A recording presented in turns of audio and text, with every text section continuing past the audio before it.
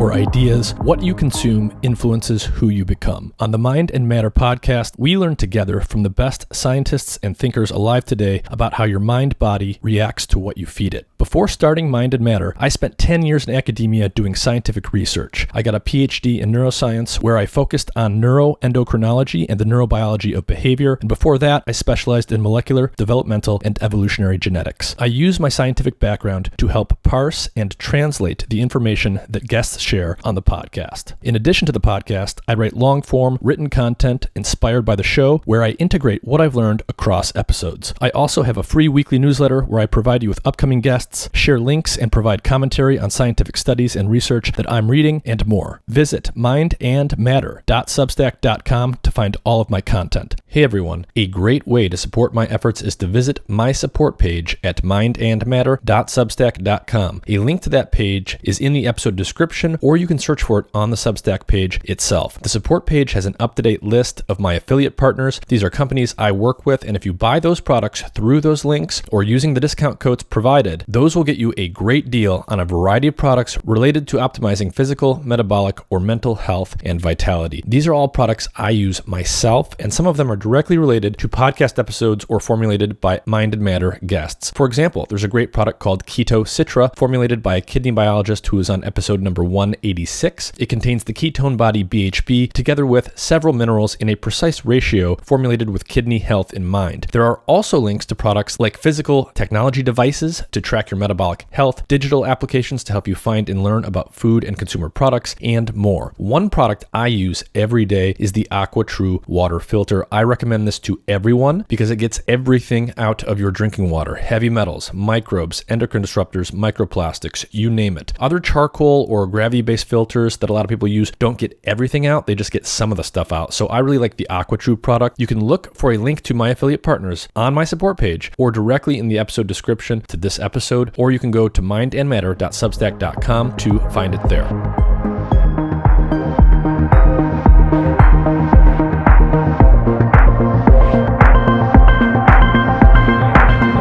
Kevin Tracey, thank you very much for joining me today. Do you want to start off by telling everyone a little bit about yourself and your background as a scientist? Well, starting off, thank you for having me on, Nick. It's great to be here. I'm Kevin Tracey. I am the president of the Feinstein Institute at Northwell Health in New York, and I am a neurosurgeon who's been fascinated by inflammation for the last 40 years. Yeah, and so you've done a lot of work that has to do with inflammation, that has to do with the vagus nerve and how the vagus nerve affects inflammation. So you've got a new book, and we're going to talk about a lot of stuff related to the book and some about the book itself. It's called The Great Nerve, and it's all about how the vagus nerve works and how it affects inflammation. I haven't got through all of it yet, but it's a very interesting book, and it talks a lot about the research you've been involved in over the years. Do you want to just give everyone a very, very brief overview of the book and what its basic message is? The basic message is that the book is a resource, a primer on the vagus nerve, which, of course, refers to the title, the Great Nerve. It's very timely. There are now billions of web impressions about the vagus nerve. Do this, that, or the other thing in your life to stimulate your vagus nerve. Why the vagus nerve is so important to your health, and this all comes, frankly, in this present era on the heels of work that led to the FDA approving a vagus nerve stimulation device from a company I co-founded called SetPoint Medical. And this device is now FDA approved to treat inflammation. So there's a lot of people have a lot of questions. What is the vagus nerve? How does it work? If I have rheumatoid arthritis, how do I get a vagus nerve stimulator? How does that work? And I wrote the book for patients who were curious about this, for their family members, for people who are curious about their own vagus nerve in their normal healthy habits and home health hacks. And I wrote it for doctors and scientists who are also hearing a lot about the vagus nerve, but if they're not working on it, they'll be able to use this as a resource to answer questions. And you're right. I told it in the context of my own stories from the laboratory, from clinical trials, from starting companies, and I hope it serves the purpose of giving sort of a baseline for people to start talking about the vagus nerve. Because frankly, when I go online and start looking at all the information, I get confused, and I've been thinking about this for a long time. So Yeah. So the vagus nerve is involved in regulating inflammation, and we will get back to how the vagus nerve is directly influencing inflammation. But I want to have an extended discussion about inflammation itself and give people sort of a base for understanding that before we get to the stuff about the vagus nerve per se. So you share some, interesting and disturbing facts at the beginning of the book. You say things like inflammation has replaced infection as the greatest threat to healthful human longevity. And you share some stats and some figures related to that. Something like 2/3 of deaths annually each year right now are due to heart disease and stroke, diabetes and obesity, neurodegeneration like Alzheimer's and Parkinson's, or cancer, right? So those are all the big things that are upsetting people's health and contributing to mortality each year. And you say that all of those diseases are diseases of inflammation. So what exactly does that mean? And can you give us just sort of a lay of the land here in terms of the problem of inflammation in general? So the statistics that you're pointing to come from the World Health Organization, and they're based on the observation that approximately 60 million people die every year on the planet Earth. Now, as you listed those conditions, heart disease and stroke and cancer and metabolic syndrome, obesity, diabetes, neurodegeneration, Alzheimer's, Parkinson's disease, and a couple of others, all of those conditions are either caused in part or directly by inflammation or made worse by inflammation. And so that's a big difference from 100 years ago. At the turn of the last century, in the early 1900s, late 1800s, in the city of Boston, Massachusetts, 80% of the deaths were caused by infectious diseases. And that's just not the case today worldwide, according to the WHO. So the argument would be if the leading cause of death, if those are the leading causes of death, and they could be treated, because arguably none of those can be effectively cured. None of those conditions that you said and I repeated can be effectively cured today. And neither can inflammation. Inflammation, and we'll get into what it is, but there's no cures for inflammation today. So the question is, if we could cure inflammation, whatever that means, and if inflammation is contributing to those conditions and the mortality of those conditions was either attenuated or went away, then what would happen to health span? What would happen to lifespan of the human race? I don't know. But it's a fair question and a fair hypothesis to say we would enjoy gains in health span if we could eradicate inflammation today, like we have enjoyed gains in health span from 1900 to today. In fact, we've enjoyed some 30 or 40 years of additional health span by eradicating infectious diseases through vaccines, through antibiotics, through better public health and hygiene, clean food, clean water. So it's food for thought. I was trying to provoke in that opening thought that you referred to, and I hope it does exactly that. What if we could cure inflammation? Now, let's give people a basic sense for what inflammation is. On the one hand, everyone's got an intuitive, experience-based maybe sense of what inflammation is. If I bump my elbow or I get sick with a pathogen, I'm going to become inflamed. My tissue might become puffed up and enlarged. I might become more sensitive. There might be a little pain associated with that. We have this intuitive notion of what inflammation is. When we look under the hood and think about things at the tissue and the cellular level, what exactly is inflammation? And what would you say its biological purpose is when it's functioning properly in a healthy individual? Let's break that down into three separate parts. Let's break it down into what it's defined as. What are the molecules that we more recently have come to understand cause it, and where are we still coming up short with semantics? Okay, so inflammation, as you just alluded to, was actually first described by the early Greek and Roman physicians 2,000 years ago, and they described inflammation as the body's response to injury or infection. So as you said, if you have an infected mosquito bite or a sprained ankle, you see swelling, you see heat, you see pain, and and often you'll see redness of the area from increased blood flow. So rubor, color, dolor, tumor. Now that basic concept is little changed, and in fact, when most of the time when people refer to inflammation, that's what they're referring to. Now, inflammation has been conserved throughout the mammalian kingdom, throughout the animal kingdom, as a helpful response to help eradicate the infection and eradicate or help accelerate the healing from an injury. So that's all good. What's the problem? The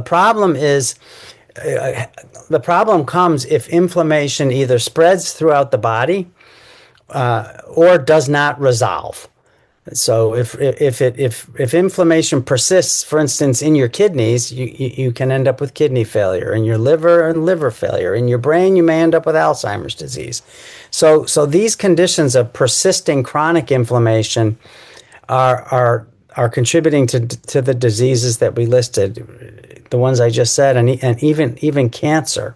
So about 30, 40 years ago, we shifted our understanding about inflammation from a descriptive, heat, swelling, pain, and redness, from a descriptive phenomenon to understanding at the level of individual cells and molecules that cause inflammation. And so today we understand that white blood cells, leukocytes, monocytes, lymphocytes, neutrophils, that they make molecules that either cause other cells to become inflamed or contribute directly to those cardinal signs of inflammation. And these molecules have names like cytokines and eicosanoids and leukotrienes and prostaglandins, and the list goes on and on and on. We've become, scientists studying inflammation have become very sophisticated at putting labels on these molecules and identifying individual conditions where blocking such molecules can actually help reduce the signs and symptoms of inflammation. And so a great example of that, which my colleagues and I in New York had a hand on in the early days, was a molecule called TNF, or tumor necrosis factor. And we showed that if you administer anti-TNF monoclonal antibodies to baboons that are subjected to widespread systemic inflammation caused by injecting bacteria directly into the bloodstream, we showed that removing the TNF without removing the bacteria actually prevented the shock and the tissue injury that occurred because we had removed the cause of the shock and tissue injury, which was not the bacteria. It was actually directly the cytokine TNF. And so that really opened the door to those kinds of experiments in clinical trials that led in later years. Now we're back to the 1990s, that led to the FDA in the US and in Europe and then worldwide approving the use of monoclonal anti-TNF antibodies to treat inflammation in conditions such as rheumatoid arthritis, Crohn's disease, psoriatic arthritis. And today, it's hard to believe actually, but today drugs like anti-TNF, anti-IL-1, anti-IL-6 that are in the class of biologics, they represent a significant percentage of the global pharmaceutical industry's annual sales. So these have become very important drugs going after specific molecules that have specific roles in inflammation. It's been a game changer. But we still, I like to point out, we still don't really completely understand inflammation. These molecules, these monoclonal antibodies, for instance, they have serious side effects. Mm-hmm. They are immunosuppressive because they don't just reduce the inflammation a little bit so the patient feels better. They turn inflammation off 100%. Right. And immunosuppression is not something you want. You don't want to be susceptible to other infections. You don't want your wounds not to heal. You don't want to have an increased risk of getting a case of cancer. So these drugs are not perfect, but they're the best we have for treating some of these conditions. So there's a balance here. Yeah. You have these injectable drugs that have immeasurably improved the lives of millions of people, but they only work about half the time. And that's also remarkable. And these same therapies, you see them advertised on the nightly news, every night on the network news, and pretty much every football game in football season on Sunday afternoon. These are the drugs where the subject, the patient, the woman or the man is skipping through the tulips, talking about how much better they feel, and the voiceover goes on for 90 seconds afterwards with the lawyer listing all the complications. So the problem is they're not based on an evolutionary mechanism. They're a man-made construct. They are monoclonal antibodies that were designed specifically to immunosuppress the cytokine response. And the real advance that came along from studying the vagus nerve, which we'll come back to in a few minutes, was that the vagus nerve represents an evolutionarily conserved, a natural reflex, if you will, that normally regulates inflammation. But let's come back to that, because I said we would go from the cardinal signs of inflammation to the fact that we've gotten very sophisticated at understanding the molecules and cells that produce inflammation in particular diseases like rheumatoid arthritis. But we still have a big problem that's not being discussed very much, because we now moved to calling conditions where cytokines are being overproduced in the tissues, and we're calling that inflammation. So let's do Alzheimer's, because it's such an important condition today. If you look in the brain of an Alzheimer's patient, obviously at postmortem, at autopsy, and you look at the tissues of that brain, you will find that there's higher amounts of cytokines being produced in the tissues. And if you look really carefully in some of these brains, not all of them, you might see evidence of increased numbers of white blood cells, or you might see evidence of glial cells, the substrate of the brain that's not the neurons, or the microglial cells that now the pathologist will say, well, they're activated. Well, what does that mean? It means they're inflamed. And so all of a sudden we're talking about inflammation in the brain that's not redness, heat, pain, and swelling. And that's a semantic shortcoming, frankly. Is what we're seeing in the brain of an Alzheimer's patient, is it inflammation, or do we need new words like meta-inflammation or something, or inflammaging, or some other descriptor? And the school is out on this, but I think we have to be very careful when we measure an increased level of cytokines being produced in a tissue and we label it inflammation, because it may be very, very different than what we've been talking about as inflammation for the last 2,000 years. Yeah.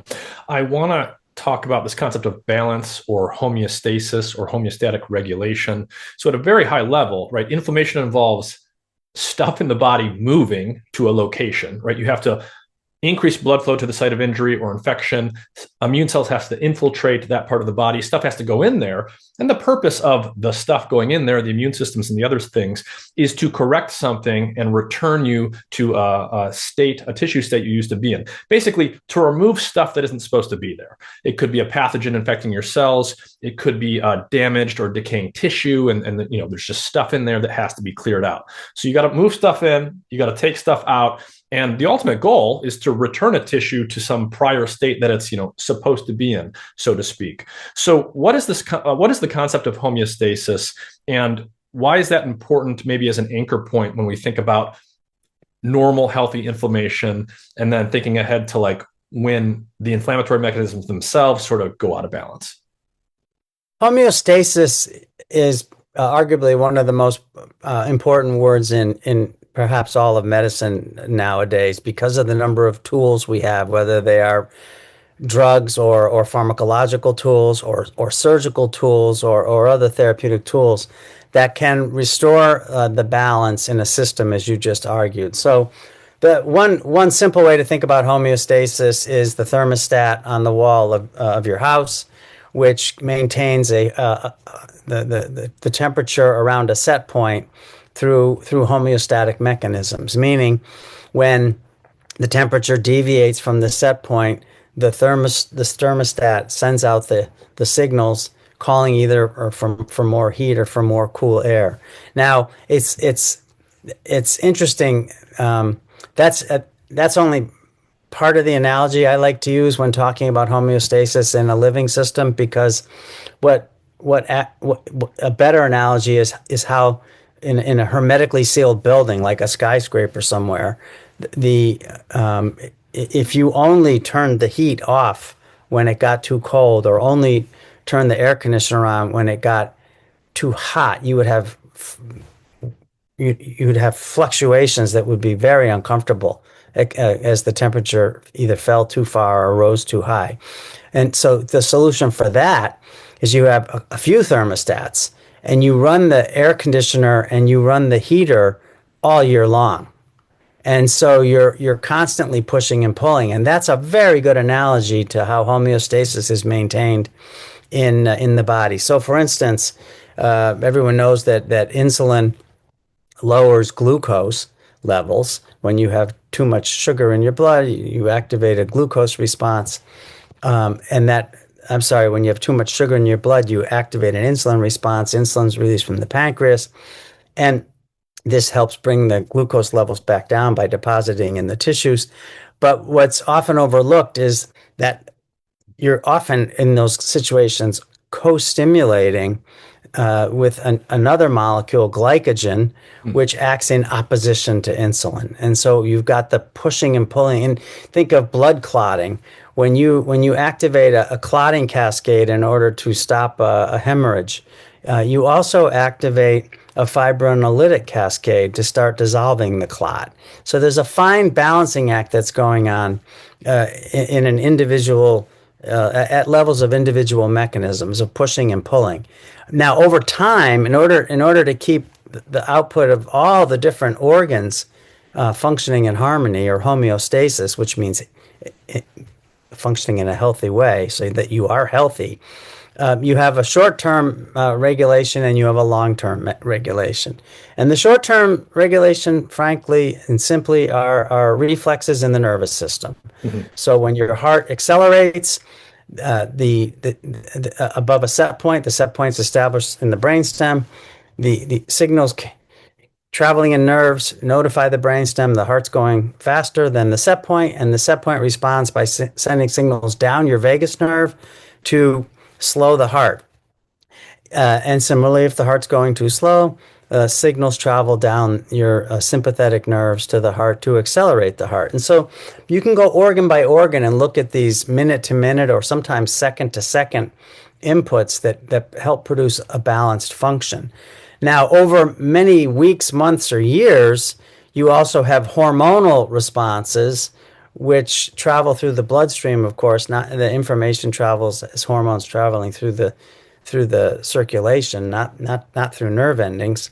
And so things happen more slowly. It takes a while for the hormones to travel from the adrenal glands to the other organs in your body. It takes longer for the levels of the hormones to reach a steady state level. And this is a way that long-term set points are maintained, and whether that's your baseline blood pressure or your baseline sensitivity to insulin, and we could go down, or your baseline sensitivity to thyroid hormones, you could go down the whole list. But together, this rapid reflex control of responses and the long-term humoral or endocrine control of responses is what gives homeostasis health to people. Now, what's really interesting is when you study what happens to people who are really sick, because if you walk in the ICU of any major medical center, and with very little work, you'll notice that on a given patient who may be very, very ill, that their heartbeat is very, very regular. It's very, very regular. They've lost the variability in the individual time between individual heartbeats that characterizes health. And so that's an example where you're losing the effect of pushing and pulling because the system, whether it's the brain, the brainstem, the nerves, or the heart itself, is now not showing that flexibility, that evidence of homeostasis, which is pushing and pulling. Mhm. Yeah, it seems to be a very common sort of regulatory motif or information pattern at almost all levels of biology, where you've got these push-pull dynamics where you might have excitation and inhibition that are both instigated by the same thing. In gene regulation, you might have an activator that gets turned on together with repressors, and it helps something from becoming too activated. In the nervous system, you often have a stimulus that gives you excitation, but then simultaneously or nearly simultaneously inhibition, like feed forward inhibition as well. And basically what this does is it patterns and constrains information flow and activity within a biological system so that you have just the right amount of it, right? It's a properly balanced response, not too much, not too little. You don't want too much excitation in the brain because then you get epilepsy. You don't want too much inflammation, right? Because it's going to cause collateral damage, kind of like you were alluding to before with some of those early experiments. It's not necessarily the endotoxin or the inflammatory instigating agent that causes the damage. It's the inflammatory response itself. So an important concept I want to talk to you a little bit more about is the spatial and the temporal regulation of the inflammatory response, right? We want inflammation to come when we need it, but not last too long and not bleed out in space to places where we don't actually need it. So I think if I might jump in, it's incredibly important, the point you made. So there are two fathers of modern neuroscience, Ramon y Cajal, who characterized neurons for us with Golgi staining, and Charles Sherrington, who studied reflexes, and so just to bring home the point you were making, because it's very, very important. When you sit in the doctor's office and she taps your knee with a rubber hammer and your leg goes up and you say, "Who did that?" That's a reflex. That's a simple reflex everybody can understand. And everyone thought they understood it pretty simply until Charles Sherrington came along and explained what you just said. And that what he explained is, yes, when the rubber hammer taps the patellar tendon, that sends a signal to the spinal cord that activates signals that return back to the quadriceps femoris, which contracts and your leg goes up. Right. That's what you see. That's what you feel. Okay, we get that. What he goes, but that's not sufficient to explain what's really happening. And what's really happening is the stretch receptors that activated that incoming signal to the spinal cord also activate another set of signals that leave the spinal cord and go to your hamstring muscles and inhibit them. Right. So if your hamstring muscles were not relaxed, your leg would not pop up. And so it's exactly what we talked about with blood clotting, or with insulin and glucagon, or with the hermetically sealed office building where you're turning on the heat and air conditioner at the same time sometimes. This reflexes require activation of one response. They often require, for a smooth biologic response, it requires the inhibition of another response. So in the context of inflammation, we made a very surprising discovery in the late 1990s that there are nerve fibers in the vagus nerve which have the job or the capacity of specifically slowing down the amount of cytokines that are being produced, and therefore specifically slowing down inflammation. And as you might expect from this conversation, and I don't go into it much in the book, but we've since discovered fibers in the vagus nerve that can turn inflammation on as well. And so the vagus nerve, we call it the vagus nerve, but you have one on each side. So like two thumbs or two kidneys, you have two vagus nerves. But it's more complicated than that, because within each of these two vagus nerves in a human is 100,000 fibers. And each of those fibers has a specific origin and insertion and a specific function. And so we estimate that within one of the two vagus nerves, probably a few thousand fibers at most, it may be just a few hundred, are sufficient to turn down the inflammatory response in patients with rheumatoid arthritis. Just a few hundred. So there's still 198,000 more fibers to go. If we're just talking about a few hundred, a couple thousand that turn off inflammation. There's probably a few hundred that turn inflammation back on. Mm-hmm. And those have different characteristics.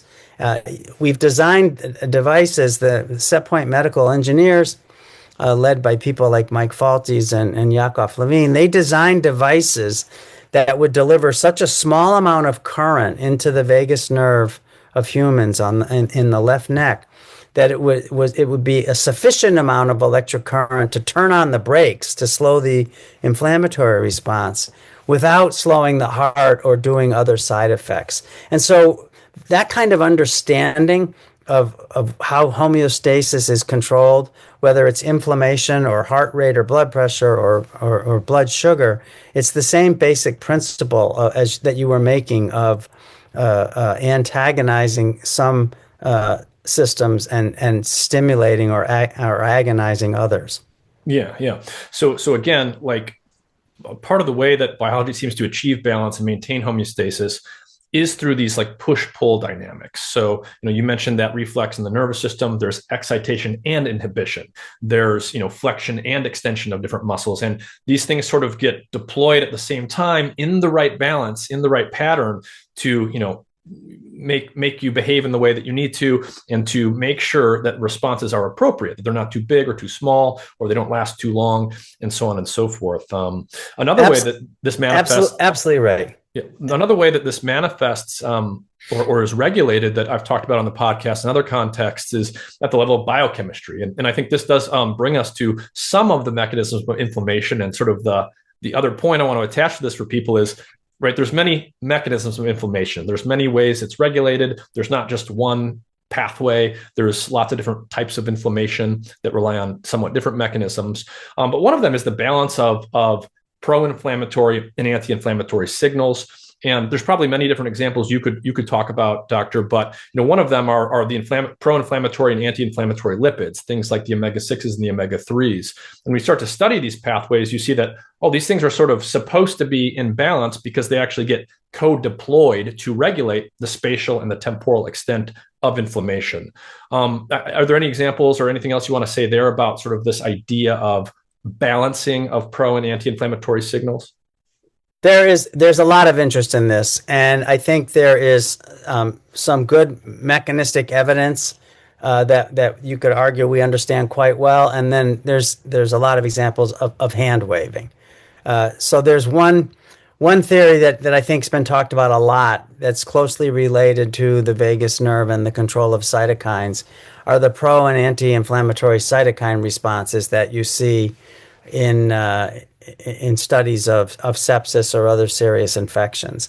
And what we know in a laboratory situation is that when we know in a laboratory exactly when the infection starts, because we have the laboratory, the mouse models, when we can give the infection and we can measure the responses, and we can see exactly that the pro-inflammatory response has begun or the anti-inflammatory response has begun. When you move these kind of questions into clinical trials, it gets extremely confusing very quickly.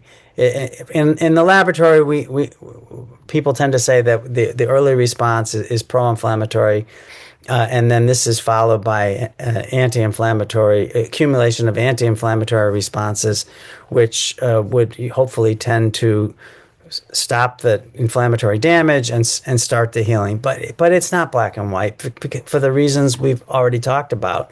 If you look hard enough, you will see that anti-inflammatory responses are turned on almost immediately at the time the pro-inflammatory responses are turned on. So I try to stay away from that for that reason. But for the other reason is when you move into the clinical situation.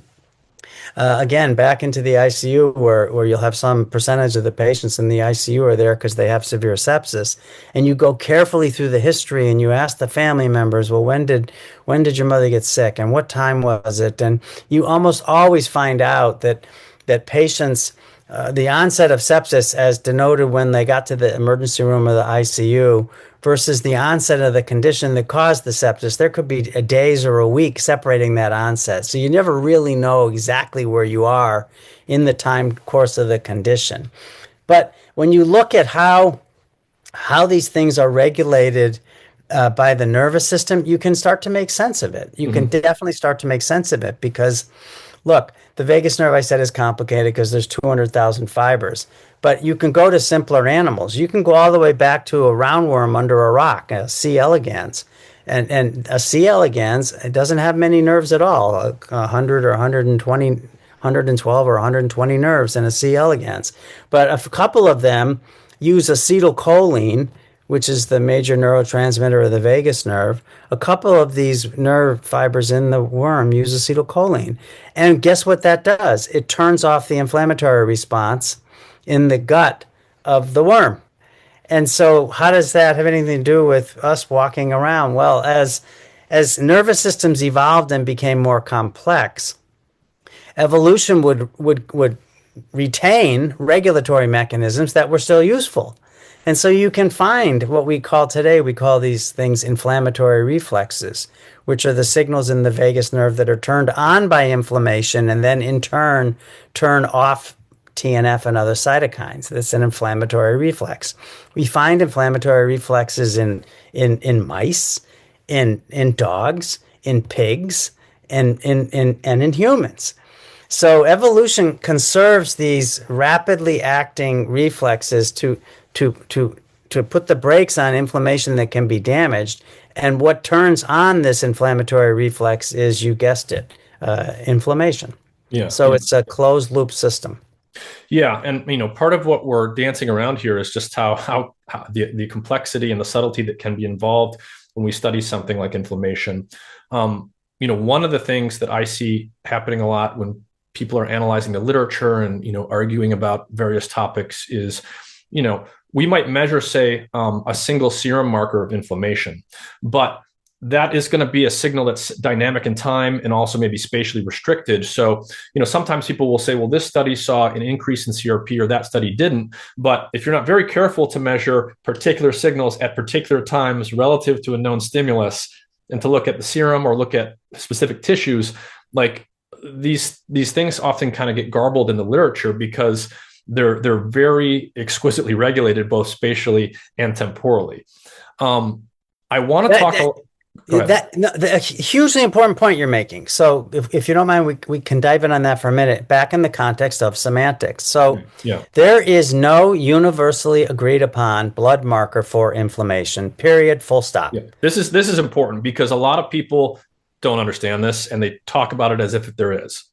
Correct. And not only talk about it, they make pronouncements that you should do this, that, or the other thing to get your this, that, or the other level into this, that, or the other range. And that drives me absolutely insane. So let's talk about an example where we do know that it works, and it works beautifully well. In the case of hemoglobin A1C. So glucose can undergo a non-enzymatic chemical reaction with proteins, with amino acids on long-lived proteins, and it forms an irreversible adduct, which is called an advanced glycation end product.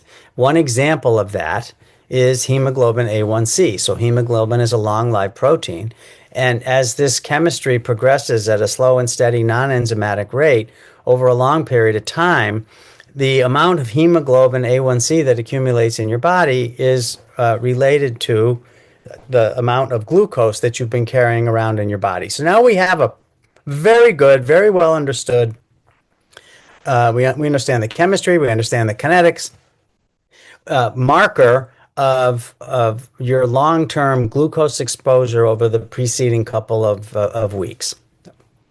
We don't have that for inflammation. There is no agreed upon or well-established evidence that any marker that we have today in the blood has that ability to to integrate or bring together all of the previous amount of inflammation that you've been carrying. So we just don't have that. You're talking to someone who in the late 1980s was involved on the team that did some of the first measurements of TNF in various conditions, clinical samples and animal laboratory disease models, animal models.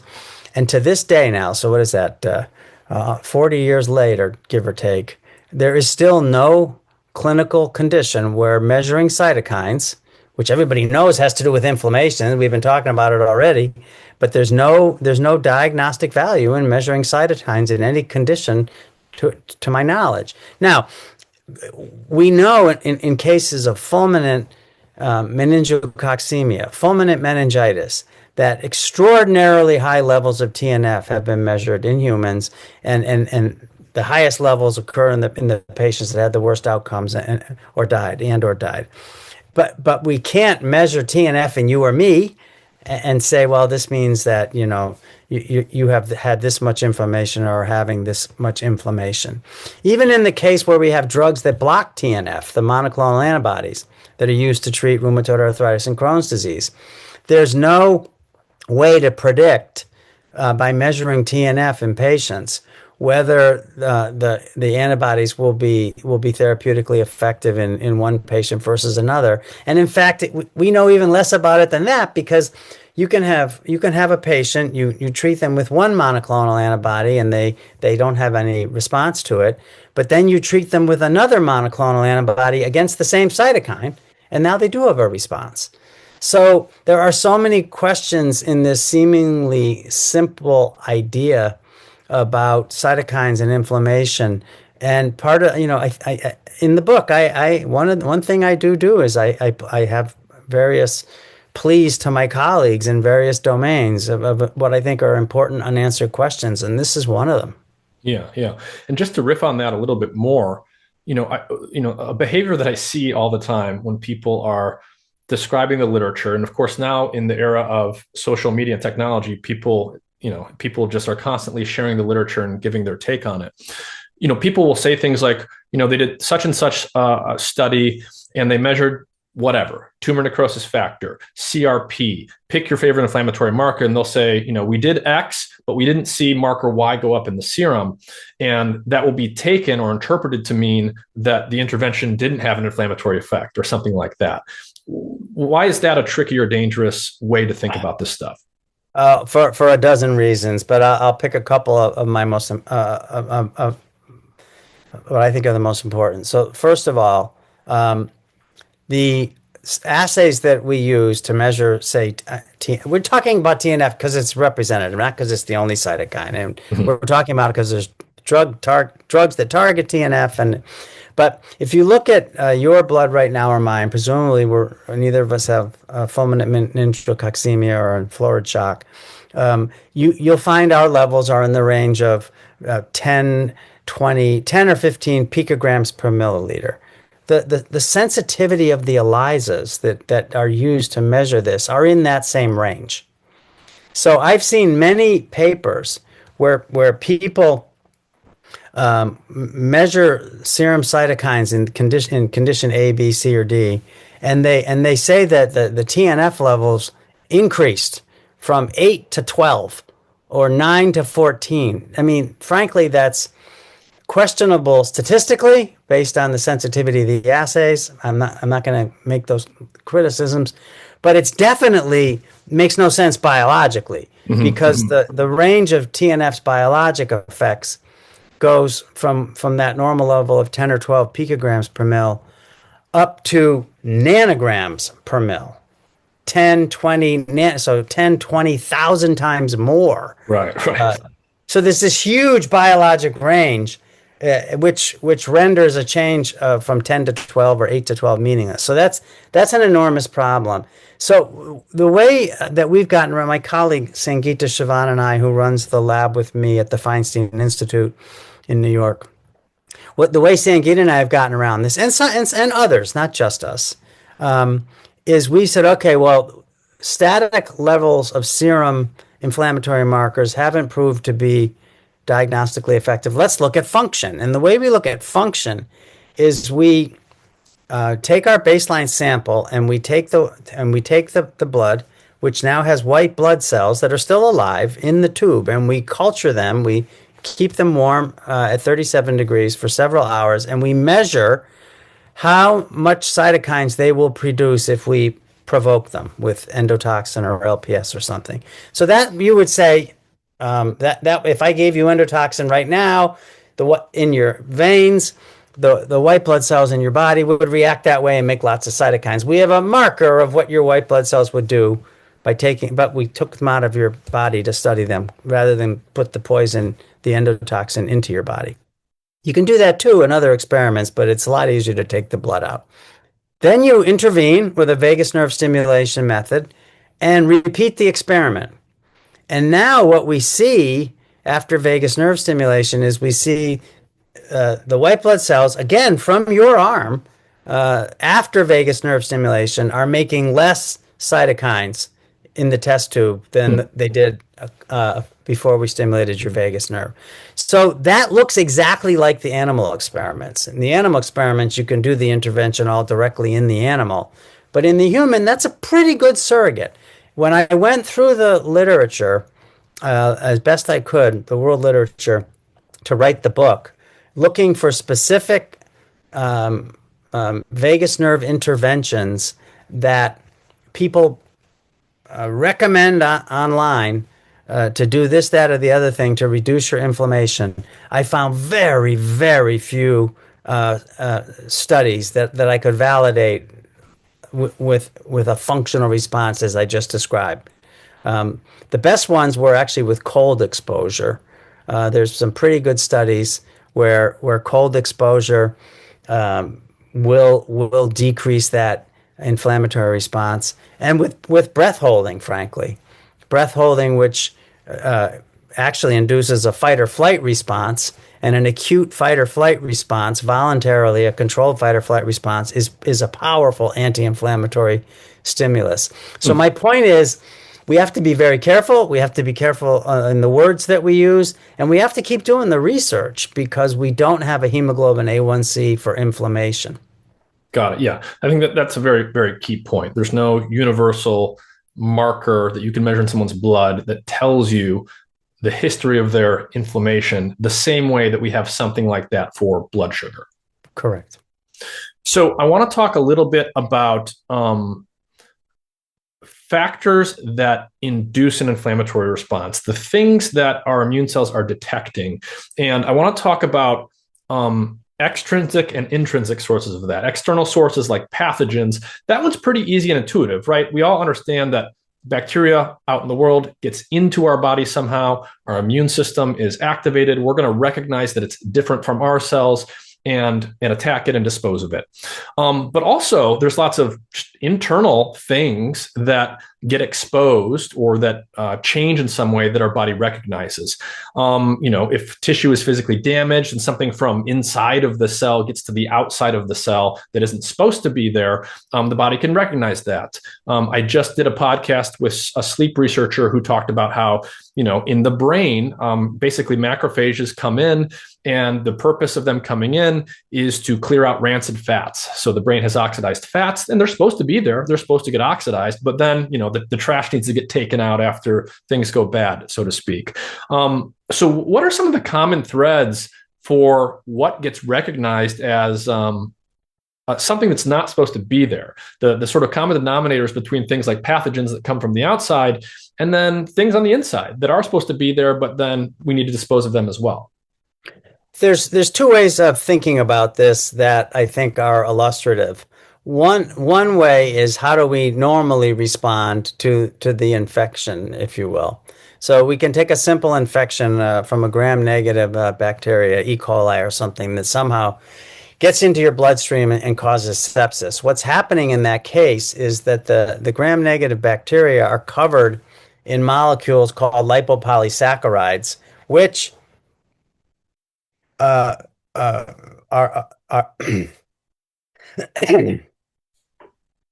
what happens in an E. coli infection is that the bacteria, they're called gram-negative bacteria, get into your either your bloodstream or your tissues, and they interact with macrophages or neutrophils or other white blood cells that are carrying a receptor called the toll-like receptor. Particularly toll-like 4 in this case. And toll-like 4 has an exquisite ability to bind to lipopolysaccharide, which is a molecule on the surface of the E. coli bacteria. And if that happens, if there's a binding between Toll-4 and LPS in this context, it converts the macrophage from sort of a quiet Pac-Man sort of roaming around looking for things kind of creature into an angry bulldog, and that starts firing off all of its weapons and calling in all of its friends. And this is the inciting event that leads to the release of TNF and IL-1 and the cytokine cascade, which, if not carefully controlled, can rapidly spin into a condition of tissue injury, of necrosis, and of shock. And so the fundamental step is when the LPS on the bacteria interacts with the Toll-4 receptor on the macrophage. That's what starts the cytokine storm. Now, years ago, I was always fascinated by the fact that sepsis patients can also look very much like they have an infection, but oftentimes we can never find any infection. So why do they look the same as if they had an E. coli infection, but they don't have E. coli? Well, you could say, oh, they have a virus, you couldn't find it, or something else. But I didn't buy that. I thought, what if the body has a molecule that is released when cells are injured, either from ischemia, lack of blood flow, or from trauma, getting punctured or smashed? What if the release of some molecules from the body's own cells could also activate Toll-4? And if that's the case, you would end up with cytokines being released, and you would look like you had an infection. And it turns out to be the case. So my colleagues and I discovered a molecule that is called HMGB1, High Mobility Group Box Protein 1.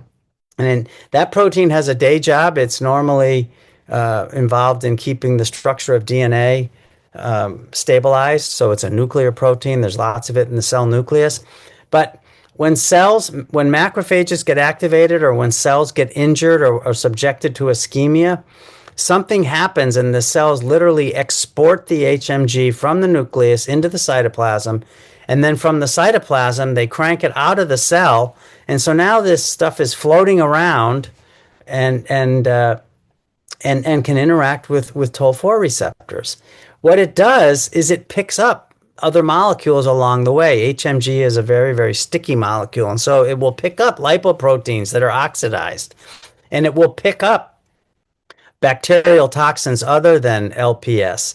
And it brings them to this Toll-4 receptor system, which can, or another receptor system called Toll-9, which lives inside the cell.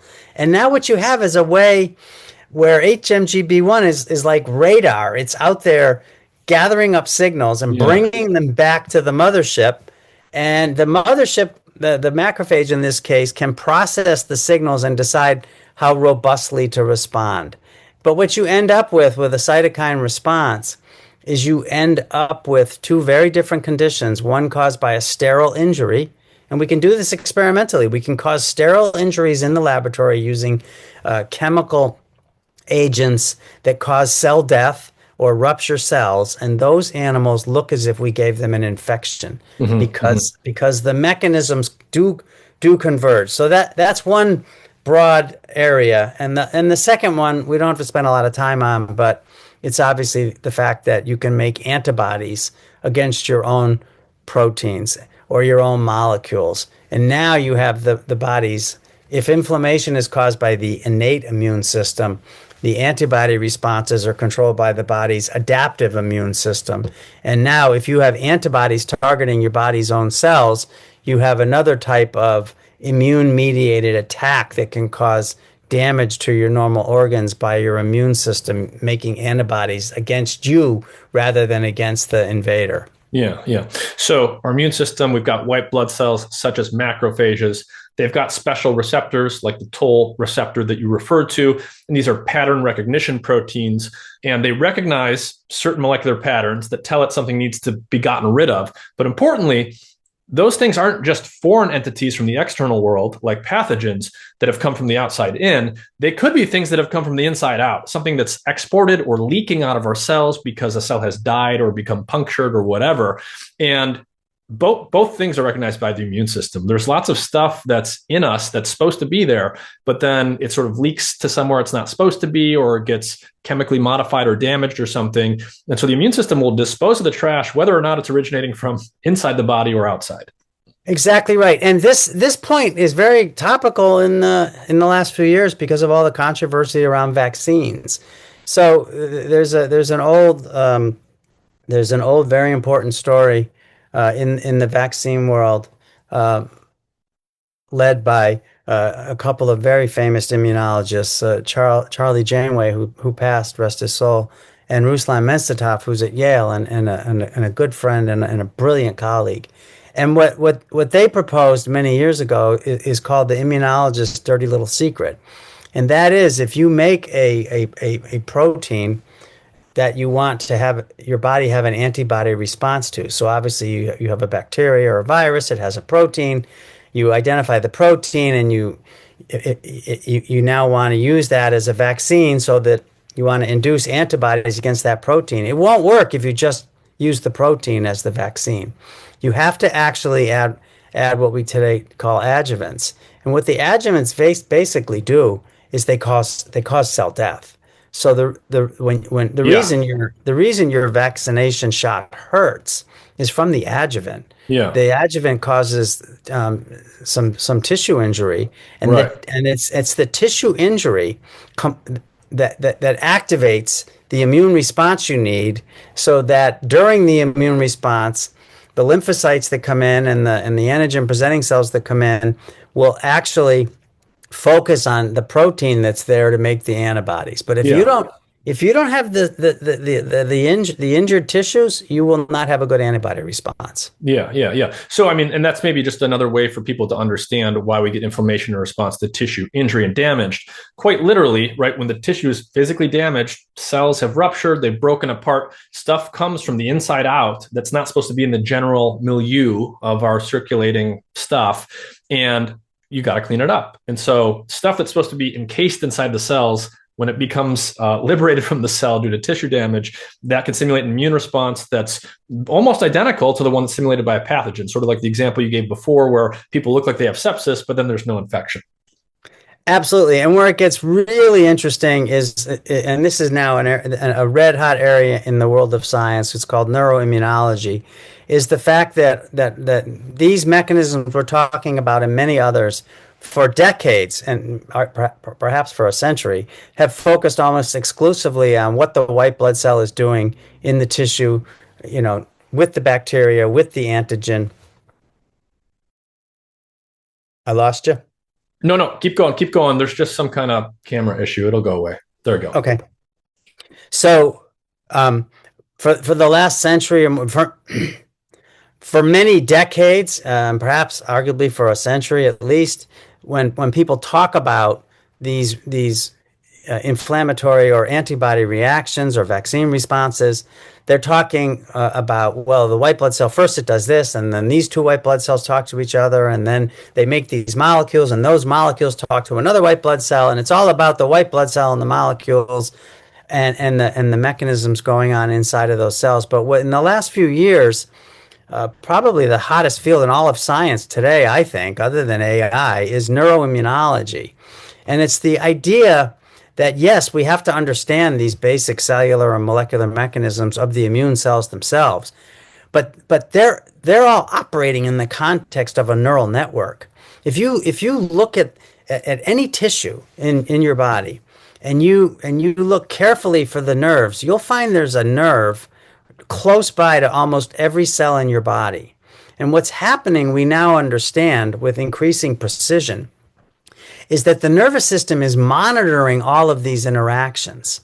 And so sensory nerves are being stimulated by the presence of these inflammatory molecules or by the presence of the white blood cells themselves. And these sensory nerves are not only sending signals up into the nervous system to get the brain into the game, but they're also sending signals back down into the tissue that are actually changing how the white blood cells are responding. So for instance, there's a famous condition called necrotizing fasciitis, which is a very dangerous, rapidly spreading infection that can occur after even a very minor wound or a unremarkable surgical incision.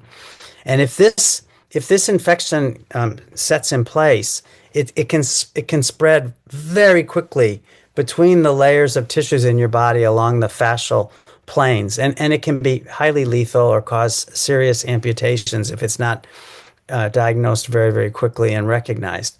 Well, there's a laboratory in Harvard that led by Isaac Chu and his colleagues, and they made a very fundamental discovery. They discovered that the signals traveling in sensory neurons play a critical role in gating neutrophils, white blood cells, and either allowing their access into the tissues to stop the infection or preventing the neutrophils from getting to the site of the infection, which allows the infection to just spread rapidly.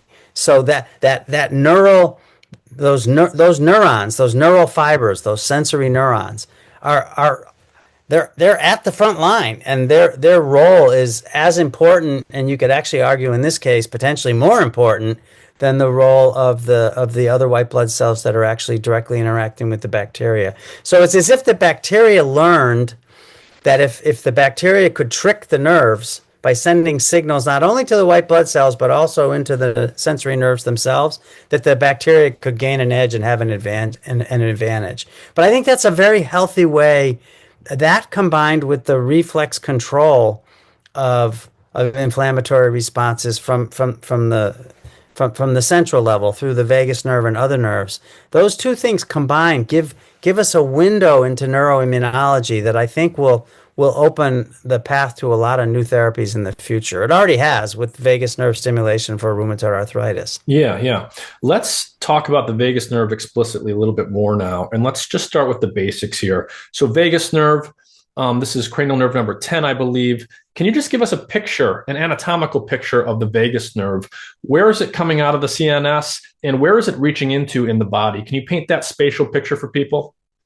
The vagus nerve originates in the base of your brain at about the level of your ears. And as I said before, there's one on each side. It exits the bottom of your skull and just below your ears and travels down the neck on both sides.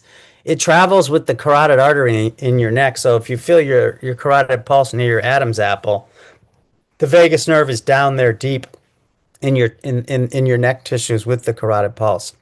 It enters into the thorax to the chest.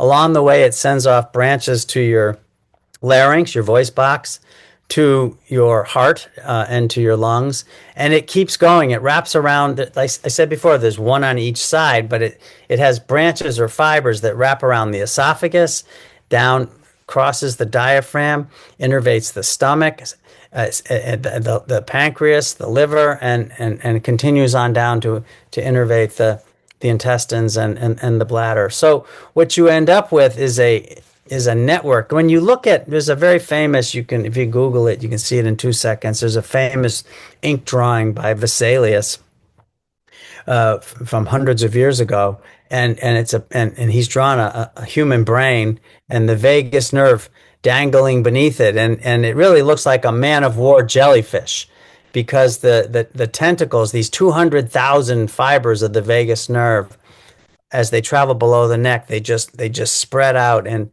enmesh many of the organs that you don't think about all day long. And that's the key, right? So 80% of these 200,000 fibers are actually carrying information from the organs up into the brainstem. So they're sensory, they're A for afferent. And that's really, really important because everything begins with input. I think we tend to anthropomorphize, all of us. We tend to think about the power of the human brain and how important we are in the evolutionary cascade of the animal kingdom. But in reality, we are reacting constantly to changes in the environment. And that's what creates the reflex outputs that give homeostasis. So we don't begin with outputs. We don't have a thought that then induces a change in our heart rate. There's a signal that our heart rate has changed, and that activates a reflex to correspond it. And if we happen to be thinking about our heart rate, we might notice that it's changing. Right, But right. but that's a few hundred milliseconds after the fact. It's like the baseball player in the simulator well his brain's being scanned. And there's all kinds of these kinds of experiments which I love to read about. But if you ask the baseball player when he decided to swing at the fastball, and it's after his brain has already activated the signals for the muscles to swing.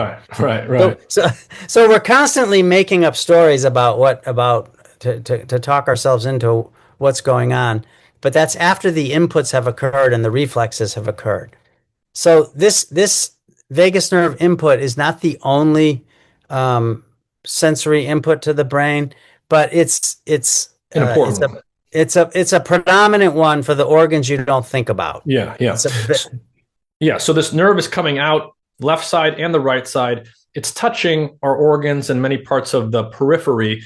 And as you said, it's got afferents and efferents. So there's an input and an output channel here. It can listen to what's going on in the body and then relay that information up to the brain for processing to happen and decisions to be made.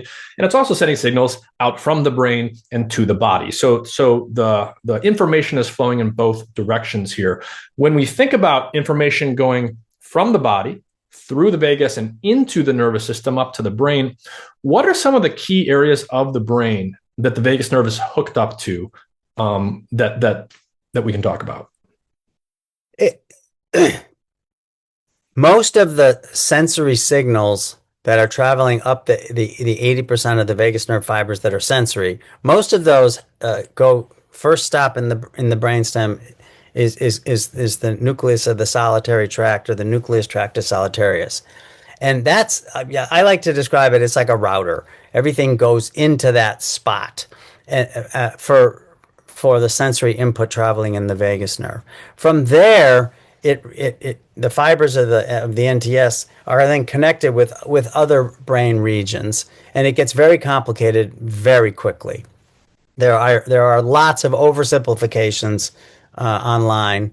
I just want to point out that you have 200,000 vagus nerve fibers, and each and every one of them has a highly specific path it follows and a highly specific function. And almost all of us can walk and chew gum at the same time, because the entire nervous system is organized in a way that individual fibers have individual functions. And lastly, what Charles Sherrington taught us, again, in the early 1900s, is that it's critically important to understand the function of each and every individual fiber, as it may or may not contribute to a specific reflex response. But at the end of the day, all the reflexes in your body are connected because all the nerves are connected. So that level of complexity is hard to get your head around, and there's too much oversimplification online. So let me give you a great example, just on this one idea of the sensory input. There are some that say, well, when you take a deep breath, you've stimulated your vagus nerve. Well, what does that mean?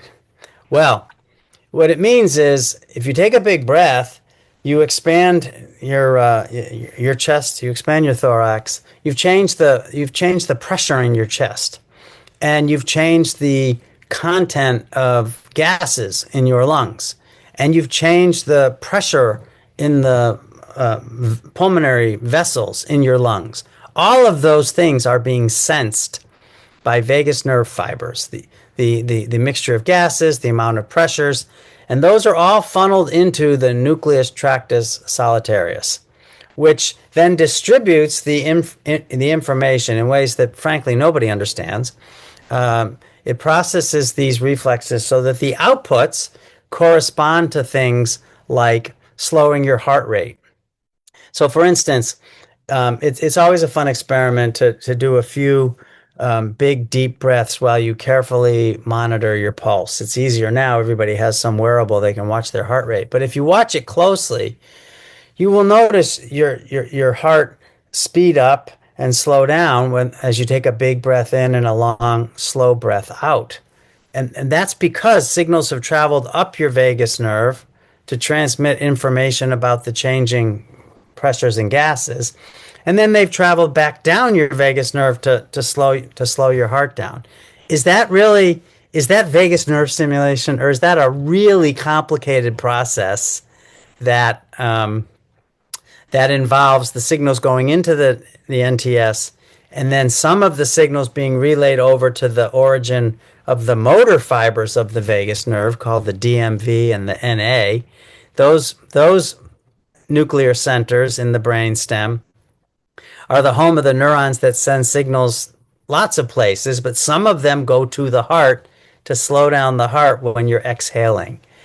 On the other hand, when you're inhaling, the NTS has sent vagus nerve, it's gotten this input from the vagus nerve, and it's sent signals over to the locus coeruleus. That's the origin of your fight or flight neurons. So when your heart is speeding up, it's because you stimulated your vagus nerve. And when your heart is slowing down, it's because you've stimulated your vagus nerve. So when someone tells me I want to do this, that, or the other thing to stimulate my vagus nerve, I say, you have 200,000 fibers. Which one are you going to stimulate, and how are you going to do that? Right. With respect to how the vagus nerve and how vagus nerve stimulation affect inflammation, I want to dig into that a little bit. There's probably a variety of ways we could begin to talk about this. So I want to talk about how the vagus nerve directly talks to the immune cells that instigate our inflammatory responses. And as an option for you, one place we can start here is a classic paper you have from 2000 where you did vagus nerve stimulation to attenuate the systemic inflammatory response in animals to bacterial endotoxin. But whether you want to use that example or another one that you might think is better, what do we know about how the inflammatory response is affected by vagus nerve stimulation generally? We know that the vagus nerve generally can turn off acute inflammation because of a series of experiments that happened in my laboratory in the 1990s that were they were unexpected. It was serendipity. It was a surprise. It was unplanned. And maybe we should start if I explain what happened that day. We had been working for years on a molecule to stop inflammation in tissues, because we were hoping to develop a new therapy, a new anti-inflammatory therapy. And one day we were studying the effects of this drug blocking inflammation in animals with a stroke, with cerebral ischemia. And we put this drug, which we called 1493, we put it directly into the brains of the animal because we wanted the drug to be at the place where the stroke was and stop the inflammation near the stroke in the hopes if there was less inflammation, the stroke would be smaller. And guess what? It worked beautifully. We were so excited. The animals had a much better neurologic outcome. There was less inflammation, and therefore the stroke was less severe. But as we continued to analyze and study those animals, we kept doing more controls to control for the effects of the inflammation in the brain. And we made this stunning observation that when the drug 1493 was in the brains of the animals, that inflammation also stopped not only in the brain, but it stopped in the liver, it stopped in the spleen, it stopped in the heart. And this was a WTF moment. It's like there was no way to explain how a very teeny amount of this drug in the brain, 1493, would be shutting off inflammation in the body. And so we went to the library and read everything we could, and we couldn't find any explanation. And I came across a paper from a person at the time I didn't know, and we've since become very good friends, Linda Watkins in Boulder, Colorado.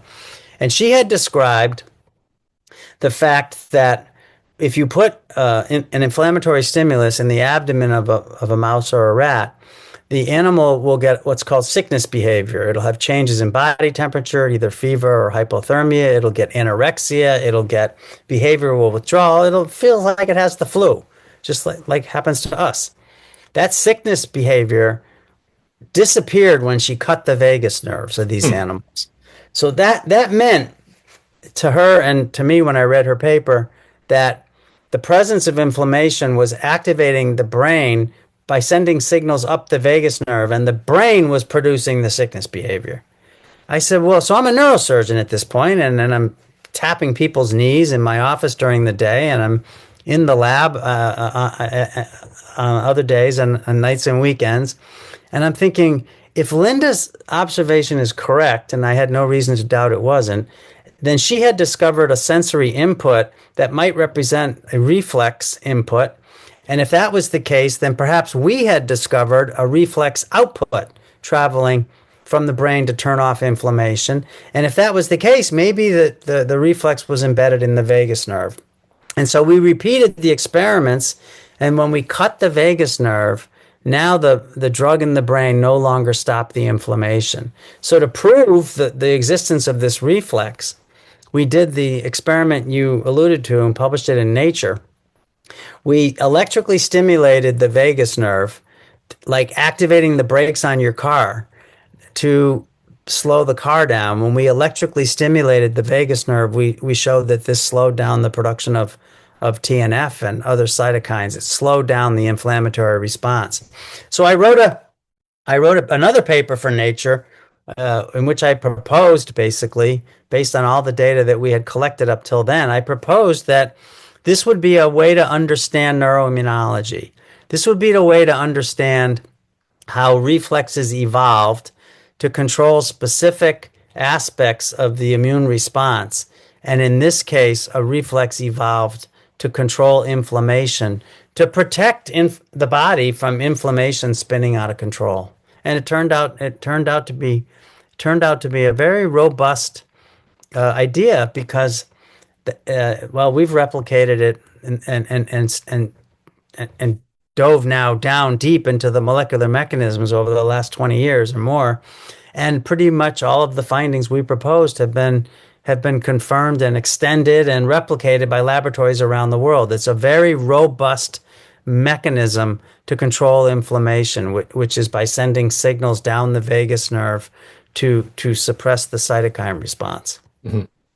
And in general, the vagus nerve will decrease in inflammatory response.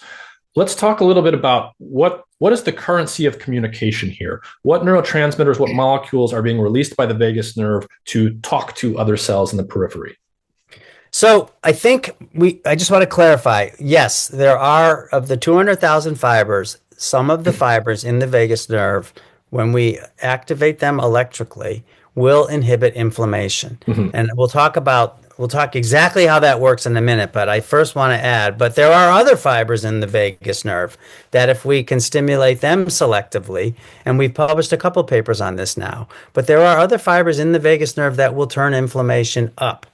Yeah. So there have been things said and written that the vagus nerve is an anti-inflammatory mechanism. Yes, it is, when we target it with a very specific selective method using a small amount of electric current, giving pulses for a few minutes a day. But there are other ways you can stimulate the vagus nerve to increase inflammation. Now, we don't understand those as well. Mm-hmm. What we understand in exquisite detail is that, and these are from experiments using optogenetics, using pharmacogenetics, using very sophisticated neural recording devices and nerve stimulating devices and micro neurosurgery to create lesions.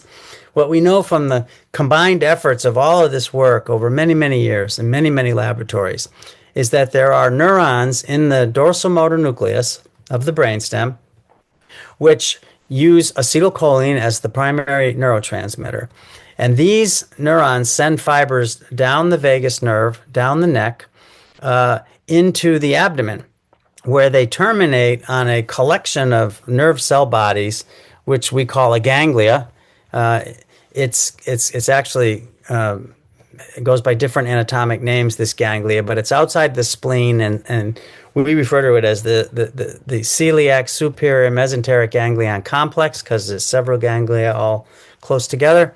If you follow the vagus nerve endings into that ganglia, you can see nerve endings that release acetylcholine that make contact with or synapse on cell bodies that send their projections into the spleen. Now that's fascinating because the spleen, the splenic neurons are actually not cholinergic. They use norepinephrine as their primary neurotransmitter. So the neurology textbooks, the neuroscience textbooks, they call that a sympathetic neuron. The splenic nerve is sympathetic in all the books. But the vagus nerve in this work clearly controls the activity of the sympathetic splenic nerve. And so that overturns dogma, but we've proved it and others have replicated this. Inside the spleen, the norepinephrine interacts with a lymphocyte population that we discovered called T-chat. They're T cells that express choline acetyltransferase, the rate-limiting enzyme in the biosynthesis of acetylcholine.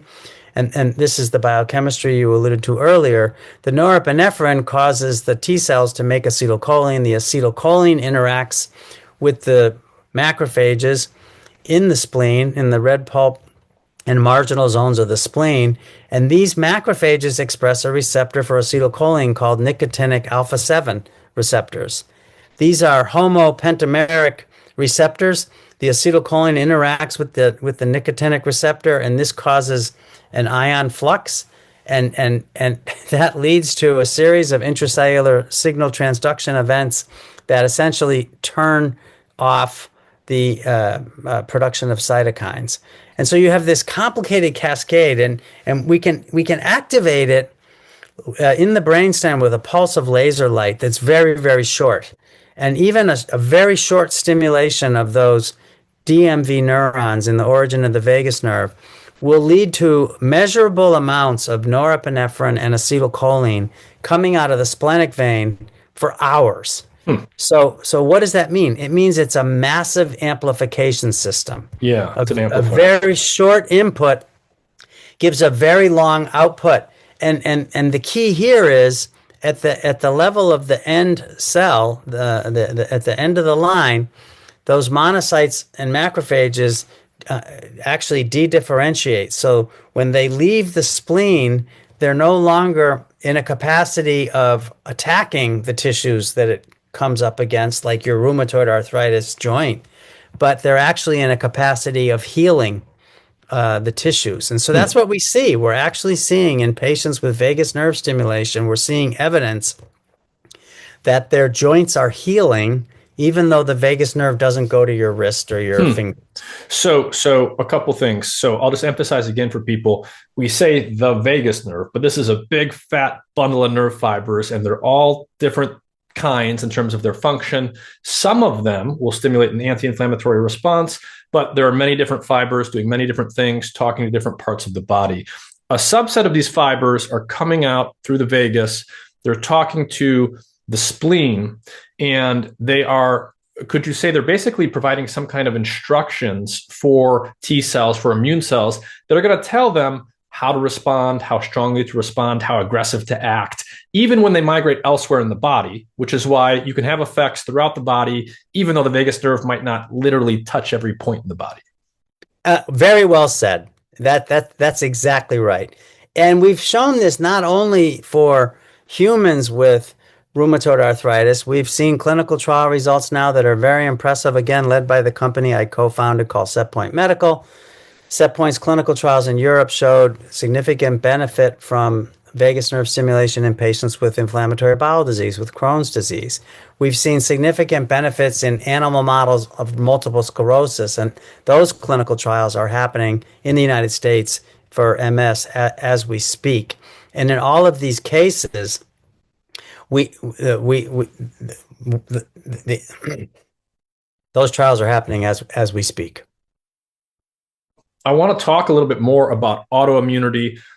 We can give people a sense for like how big this problem is, but by definition, right, an autoimmune response is the immune system attacking your own tissues inappropriately. So somehow the immune system is confused. It's attacking something it shouldn't be attacking. It's being too aggressive. It's been misinformed in some way. It sounds like, if I'm hearing you correctly, doctor, that one way autoimmunity can arise, at least in certain cases, is perhaps your immune cells have been misinformed or instructed inappropriately by the central nervous system via the vagus nerve. Is that kind of where some of this goes? So I just, yes and no. I think let's talk about the one let's talk about one example, multiple sclerosis first, because that's arguably one of the best understood. So to back up a little bit, autoimmune disease is a condition, as you said, where the immune system targets the body's own tissues and with antibodies or T cells. This can cause all kinds of damage and problems, ranging in conditions that range from multiple sclerosis to lupus to rheumatoid arthritis to inflammatory bowel disease. It's a global problem. It affects millions and millions of people worldwide. In fact, no one knows, with now a few exceptions, no one knows what causes most autoimmune diseases.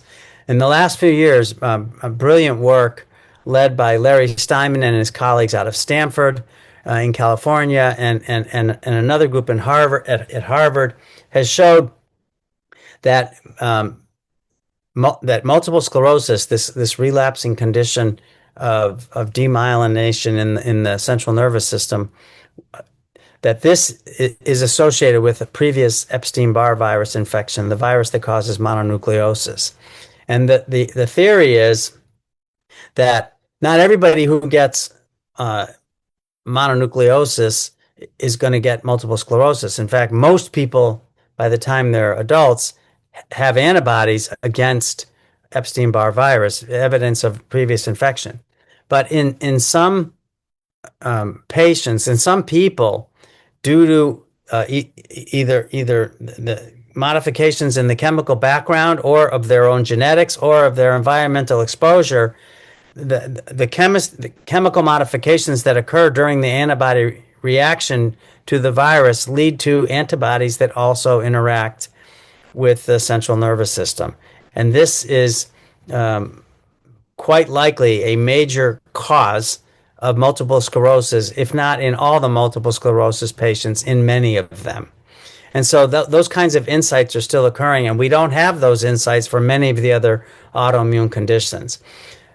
But hopefully that understanding will lead to new therapies for MS, and maybe someday to prevent some sort of preventative therapy to prevent future generations from even knowing what MS is.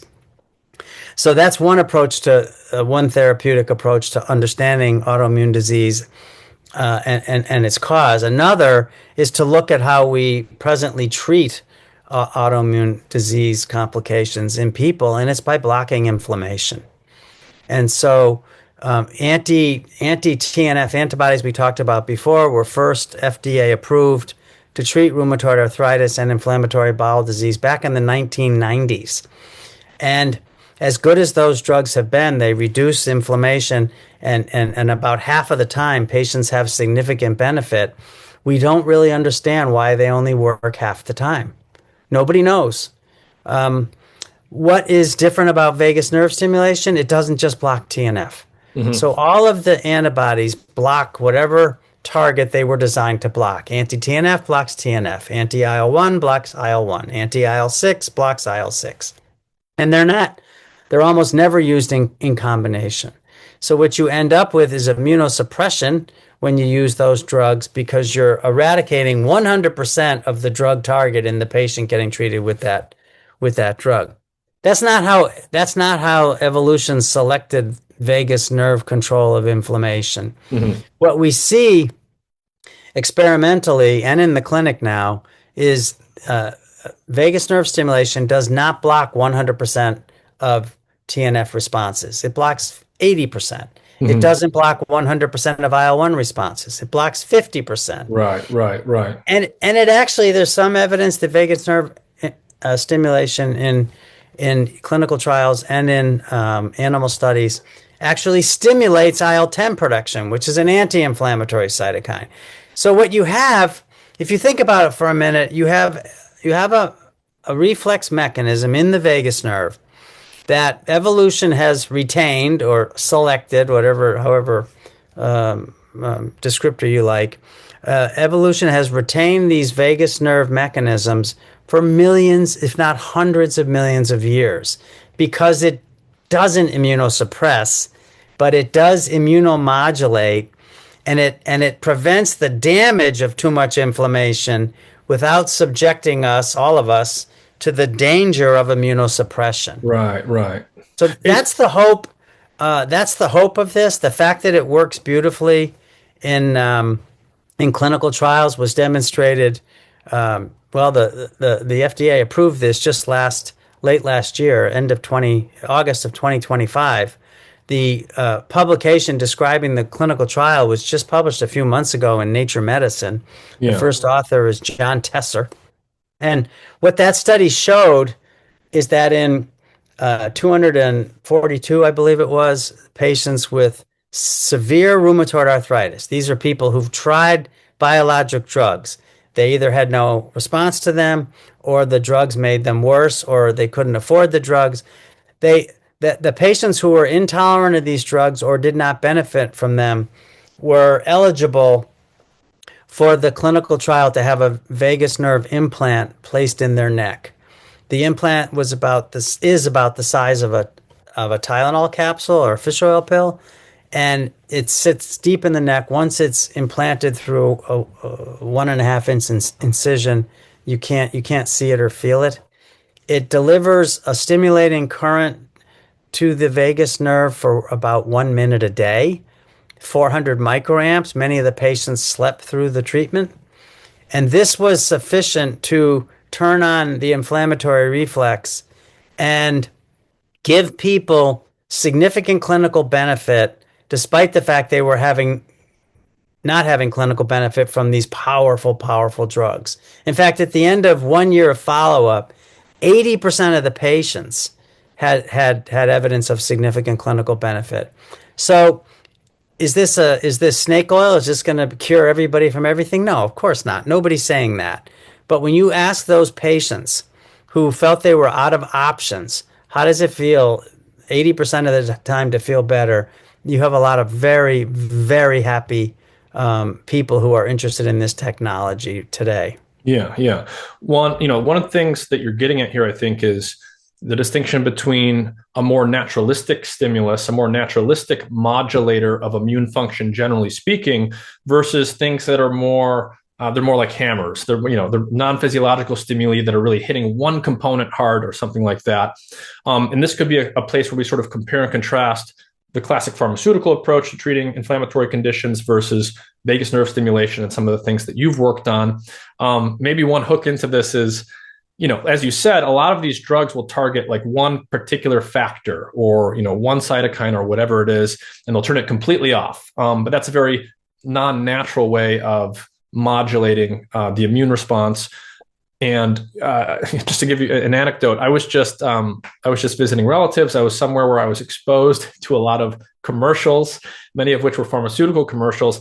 And I would say probably half or more of the ones that I witnessed were anti-inflammatory drugs of some kind, drugs for rheumatoid arthritis or mild to moderate plaque psoriasis. And as you so often see, the side effect list on these were all almost comically long for many of them.